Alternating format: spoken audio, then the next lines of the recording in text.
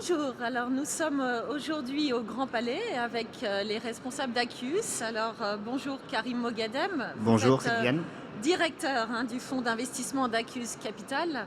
Et vous, Michael Lévy, vous êtes vice-président recherche et innovation en charge du bureau de Paris d'Accus. Alors parlez-nous un peu de Accus, parce que peut-être ici notre public ne vous connaît pas encore, mais a dû vous découvrir puisque vous êtes présent dans la partie exposition de Solutions COP21. D'abord, bonjour. Effectivement, je pense qu'il y a très peu de gens qui nous connaissent. Accus est une société suisse qui est spécialisée dans le développement des technologies de réduction de CO2 dans le secteur du transport et notamment dans l'automobile depuis plus d'une décennie. On a une spécificité, c'est que on repose sur un modèle économique qui est assez unique de research and business, comme on aime l'appeler, qui allie expertise technologique en projet innovant avec la capacité à préparer les marchés d'un point de vue business et financier pour accélérer le déploiement. Vous êtes implanté dans quel pays exactement? Notre siège, notre maison mère, ma maison mère, est suisse, parce que personne n'est parfait. On a notre bureau ici de recherche et innovation à Paris. On a également une filiale aux États-Unis et une filiale à Singapour. Et vous existez depuis combien de temps? Depuis 2006. Depuis 2006, donc une entreprise qui aujourd'hui est en plein déploiement. Et quelles sont aujourd'hui vos activités existantes, celles qui sont peut-être en projet? Le fil conducteur de tout ce qu'on a fait depuis le départ, depuis plus d'une décennie, c'est la réduction des CO2. On a commencé par la dépollution et donc on a quelques réalisations majeures dans ce secteur-là.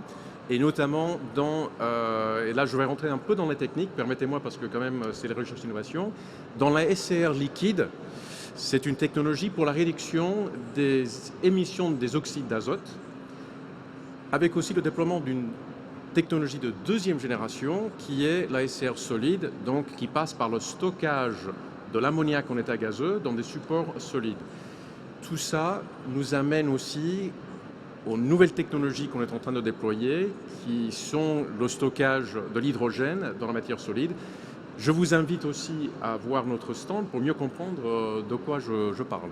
Je crois savoir que vous avez eu une innovation totalement révolutionnaire qui est en cours et qui a été lancée la semaine dernière. Est-ce que vous pouvez nous en dire plus? Parce que ça, c'est vraiment une révolution. C'est Storash dont vous parlez. Storash repose sur le stockage de l'hydrogène dans du support solide et notamment dans des canettes. C'est une technologie qui est en rupture surtout au niveau de l'usage de l'hydrogène, l'usage de ces cartouches d'hydrogène permettant de mettre l'hydrogène à la portée de tout le monde, n'importe où, à n'importe quel moment. Alors peut-être on va en parler encore un peu plus tout à l'heure, mais pour développer toutes ces nouvelles innovations, toutes ces activités complètement révolutionnaires, notamment avec la question hydrogène, qui est un sujet assez nouveau, en tous les cas en Europe encore assez peu développé, qu'est-ce qu'il vous faut? Comment imaginez-vous votre développement du point de vue financier? Est-ce qu'il est aujourd'hui nécessaire d'avoir des outils pour cela? Il faut certainement des outils. Jusque-là, on a pu faire le développement technologique sur nos fronts propres ou avec des partenaires industriels. Ce qu'on a constaté, et notamment par rapport à Storage, c'est que maintenant, il faut passer un cap.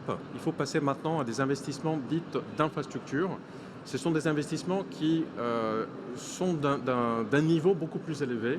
Et c'est là où effectivement on a besoin de constituer un fonds d'investissement et s'associer avec des investisseurs qui sont prêts à investir à ce niveau-là. Alors là, je me retourne vers Karim parce qu'on parle de ce lancement d'un fonds d'investissement pour Accus. Dites-nous ce que vous cherchez, ce que vous voulez faire et comment vous l'avez préparé, ce fonds d'investissement. Alors pour rebondir sur ce que disait Mike Lévy, effectivement la question du financement de l'innovation, c'est une question qui a à peu près l'âge de l'humanité et qui continuera à exister longtemps après nous. On arrive aujourd'hui à un point extrêmement important dans le monde de la mobilité et le monde du transport et l'automobile en particulier, où on voit très bien que se dessine en face de nous un avenir qui sera multitechnologique, multi-usage, et qui devra répondre à des challenges extrêmement importants. Le premier, le challenge environnemental, et je pense qu'ici, à COP21, on est bien placé pour le voir et l'appréhender au travers des solutions qui sont présentées aujourd'hui. Un challenge lié à l'augmentation de la population et de fait à l'augmentation du nombre de véhicules.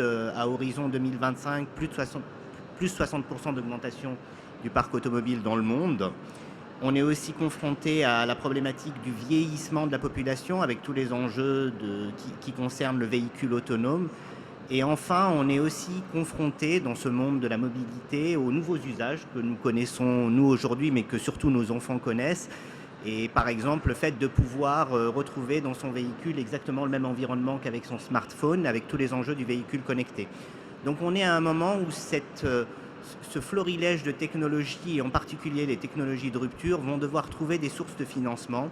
Et le fonds s'inscrit complètement dans cette démarche de proposer des financements innovants pour ce type de technologie, ce type d'écosystème, ce type de nouveaux marchés pour des technologies qui seront en rupture et donc à forte croissance. Alors vous, entreprise suisse, vous faites appel pas seulement au financement suisse. Comment allez-vous chercher à peut-être associer d'autres partenaires? Lesquels? Quels sont les partenaires que vous visez pour lancer cela? Alors, vous avez tout à fait raison.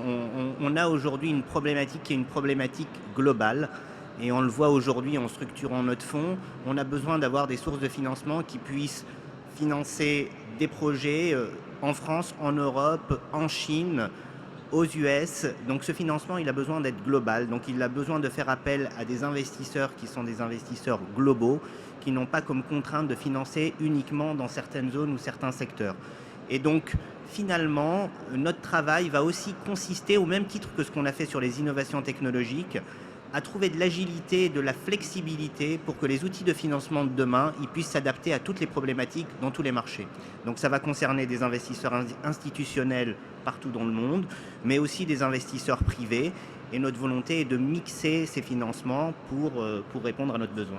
Ici, au Grand Palais, on a un pavillon finance-assurance. Donc j'imagine que vous allez peut-être trouver chaussures à votre pied.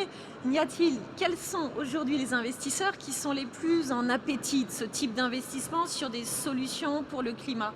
Ce qu'on vise en priorité, c'est les investisseurs institutionnels, parce que je pense qu'il y a quelque chose à créer et il y a quelque chose à mettre en place, notamment en alliant des investissements publics et des investissements privés pour ce type de technologie. Et puis pour ce qui concerne les assurances qui ne sont pas très loin, en tout cas, on va aller chercher la chaussure et peut-être déjà la chaussette. Voilà, alors il y a les assureurs, il y a les banques, les organismes financiers à l'échelle mondiale. Ils sont déjà ici nombreux, ils nous disent et ils montrent qu'ils sont en marche. Et je vous invite d'ailleurs à regarder cette table tactile qui est totalement innovante aussi. Et là aussi, on trouvera peut-être des nouveaux partenaires. Quels sont les types de fonds et l'ampleur de ce qui est nécessaire aujourd'hui pour lancer vos activités et les développer encore mieux? Alors aujourd'hui, on veut se focaliser sur des sujets sur lesquels le risque technologique a déjà été toisé et donc entrer dans un processus d'investissement dans lequel on partagerait le risque marché. Et donc ça conduit à investir dans des sujets quasiment en développement pour des montants qui seront entre 30 et 100 millions. Donc c'est des montants assez importants. Mais aujourd'hui, l'enjeu de l'investissement dans un monde propre, c'est un enjeu de développement et d'infrastructure. Donc il ne faut pas se voiler la face, il faut y aller et trouver les financements qui permettent d'aller encore plus loin. Et quels sont peut-être les marchés que vous allez appréhender en premier par rapport à tel ou tel type de technologie, sur tel ou tel type d'investissement peut-être prioritaire, sur telle zone géographique? Aujourd'hui, prioritairement n'est pas le bon terme, mais on est d'abord focalisé sur l'Europe. C'est ce qu'on va essayer de mettre en place d'ici la fin de l'année 2016. Et notre objectif tout de suite après est d'aller plutôt vers les marchés émergents où il y a de forts enjeux de développement. Lesquels par exemple? Notamment la Chine. Notamment la Chine. Et vous, Michael, dites-nous un peu quelles sont, sur ces nouvelles activités que vous développez, quelles sont celles qui sont les plus prometteuses, là, immédiatement, à court terme, quelles sont celles où il y a un marché qui vous paraît déjà un peu prêt à se lancer? Je dirais qu'aujourd'hui, suivant le fil conducteur de la réduction de CO2, on est porté dans les marchés de l'hybridisation, c'est-à-dire l'électrification de la mobilité avec la connectivité qui va de pair. Donc c'est pour cette raison que quand vous voyez l'écosystème qu'on est en train de déployer autour de l'hydrogène, l'écosystème storage, vous voyez un écosystème qui intègre la connectivité. On a des cartouches qui sont connectées au cloud pour permettre un suivi de l'usage de ces cartouches. l'hydrogène est utilisé pour alimenter une pile à combustible qui, in fine, alimente un moteur électrique. Donc on est tout à fait dans l'électrification. Dans ce genre de véhicules de mobilité, vous avez toujours plusieurs sources d'énergie, donc on est dans l'hybridisation. Donc si je peux résumer, on est dans l'hybridisation, on est dans la connectivité, et bien évidemment, on est dans l'hydrogène comme, entre guillemets, carburant zéro CO2. Et j'imagine que si vous êtes ici au moment de la COP21 à Paris, c'est peut-être que le marché français vous paraît un peu déjà mature pour lancer ce type de sujet assez complexe avec cette hybridation dont vous parlez. Je pense que le marché est mature. Je pense aussi qu'il y a certains acteurs industriels, notamment français, qui sont dans cette filière d'hydrogène depuis très longtemps et qui peuvent être des acteurs, des partenaires naturels pour notre écosystème. Alors, est-ce qu'il est possible, peut-être si vous le voulez bien, qu'on regarde un petit film vidéo qui va nous permettre de découvrir ce qu'est ce storage, cette révolution dont vous parlez, à la base de l'hydrogène, des cartouches, comment ça marche? Est-ce qu'on peut lancer le film? Et je voudrais juste, avant de lancer le film, indiquer que la complexité des sujets, et notamment ce que vous allez voir à l'écran, va, je pense, vous faire comprendre pourquoi il est nécessaire de repenser le financement de ce type de projet et pourquoi il faut aller vers des systèmes de plus en plus innovants de financement. Voilà, on y revient juste après le film et on le découvre en images.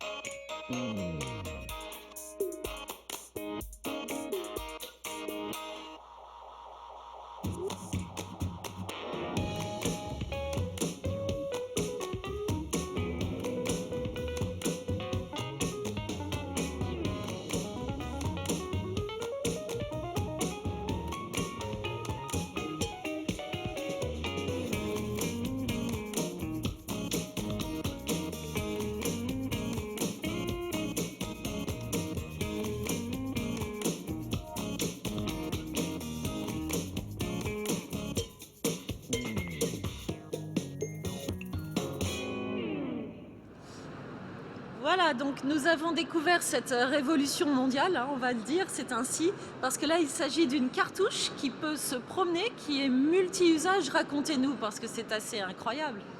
Je pense que ce qui est vraiment innovant ici, c'est qu'on a commencé par la fin en pensant à cette innovation. C'est-à-dire qu'au lieu de faire du technology push, c'est-à-dire de développer une technologie et ensuite essayer de trouver des débouchés sur un marché, on a commencé à regarder comment est-ce qu'aujourd'hui les consommateurs finaux utilisent l'énergie.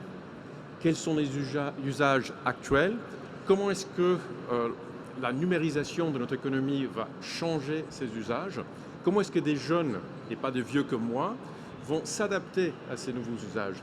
Et c'est en regardant tout ça qu'on s'est rendu compte qu'il y avait vraiment une possibilité de s'appuyer sur des technologies qu'on avait développées pour créer une rupture, pas simplement au niveau de la technologie, ni au niveau de l'usage, mais aussi au niveau de l'infrastructure. Donc dites-nous comment ça marche, parce que vous avez une cartouche qui fonctionne à l'hydrogène. Oui. Donc déjà, c'est une énergie nouvelle, et cette énergie, elle est connectée. On peut l'utiliser, et là où on va, partout. Le fait de mettre l'hydrogène dans une cartouche d'une manière sûre, parce que l'hydrogène est absorbé dans une matière solide, donc quelque part il est piégé, donc à température ambiante, vous ne dépassez pas la pression atmosphérique, donc c'est complètement sûr.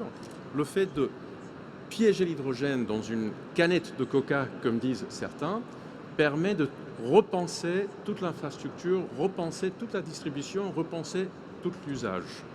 Donc on a son scooter, on peut l'utiliser n'importe où, mettre sa cartouche et la recharger à tout moment. Absolument. On peut utiliser l'énergie qui est maintenant à portée de main pour plusieurs applications qui vont des applications complètement stationnaires comme recharger son téléphone portable, par exemple recharger son téléphone portable quand on est en montagne, à donner la propulsion, donner l'énergie à un scooter, voire à terme intégrer ces canettes dans des véhicules.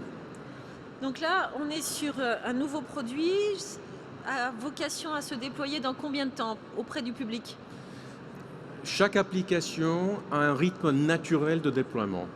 Aujourd'hui, avec les scooters, on est déjà en mode flotte pilote en démonstration en Asie. Ça fait déjà 18 mois qu'il y a 80 scooters qui tournent, justement pour essayer de bien comprendre comment un consommateur va interagir avec ce nouveau mode d'énergie et nouveau mode de mobilité. Donc là, on est en test en Asie, et ça arrive bientôt en Europe ? Disons qu'en Asie, d'abord, on va le commercialiser étape par étape. Donc on prévoit une commercialisation aux alentours de 2017. Ensuite, ce qu'on a déjà vu, c'est que qui dit utilisateur asiatique dit des modes d'utilisation, pas simplement des cartouches, mais aussi des scooters, qui sont très différentes des modes d'utilisation ici en Europe. Donc on a besoin de s'adapter. On est vraiment dans l'affinage de l'expérience de l'utilisateur final. Alors, j'imagine que pour le déploiement, pour le lancement de tout ceci, il est nécessaire d'avoir un certain nombre de financements, un certain nombre d'investissements nouveaux. Karim, dites-nous un peu quels sont les types de financements pour ces usages innovants. Comment vous voyez vous-même cet appel à de nouveaux financements pour ces nouveaux usages ? Je crois que ce que ce type de projet extrêmement complexe va induire, c'est une réflexion autour d'un processus de financement qui soit adapté à ça.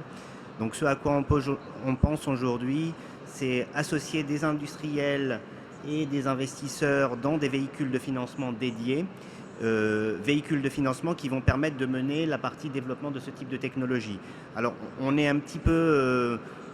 on n'est pas tout à fait dans le canal historique du financement habituel. On est vraiment sur des processus très dédiés dans lesquels on va offrir à nos investisseurs la sécurité d'avoir un projet bien identifié. Ce n'est pas du saupoudrage, c'est un projet bien identifié dans lequel les industriels vont nous permettre de nous donner l'accès au marché. Alors dites-nous un peu quels industriels vous essayez actuellement d'associer à ce projet. Alors les industriels... Les plus naturels pour nous sont ou ceux qui si je prends l'exemple de l'hydrogène, ceux qui aujourd'hui vendent de l'hydrogène. Les industriels qui vont nous donner un accès au marché, c'est naturellement ceux qui vont fabriquer des scooters ou fabriquer des véhicules. Et c'est autour de cet écosystème dans lequel on va fédérer des apports différents dans des véhicules dédiés qu'on se propose de traiter cette problématique de l'investissement d'une nouvelle manière. Donc là, on est sur de l'énergie nouvelle, des technologies nouvelles, de la connectivité et sur du financement totalement innovant. J'ai résumé ? Vous avez résumé. Alors, c'est pas pour autant que finalement c'est facile ou moins risqué. C'est juste qu'il faut essayer de répondre aux nouveaux challenges qui arrivent en face de nous de la meilleure manière. Il faut garder en tête qu'aujourd'hui, au moment où je vous parle, se décident les développements des véhicules qui seront sur le marché dans 5 à 7 ans. Donc si on ne fait rien maintenant, on aura raté un cycle. Et donc, vous avez bon espoir pour faire maintenant ? On a toujours de l'espoir. et on réussira. Eh bien, je vous souhaite une très bonne chance à Accuse, bonne chance au fonds d'investissement, Merci, à votre Sylviane. fonds qui est totalement innovant, à vos nouveaux services, à ces nouveaux usages pour eh bien, tout simplement répondre à une aspiration du public, parce qu'on le voit ici au Grand Palais, le public il est en attente d'avoir très vite le plus possible de solutions à sa portée de main. Merci à vous, messieurs. Merci Sylviane, merci à tous. Merci.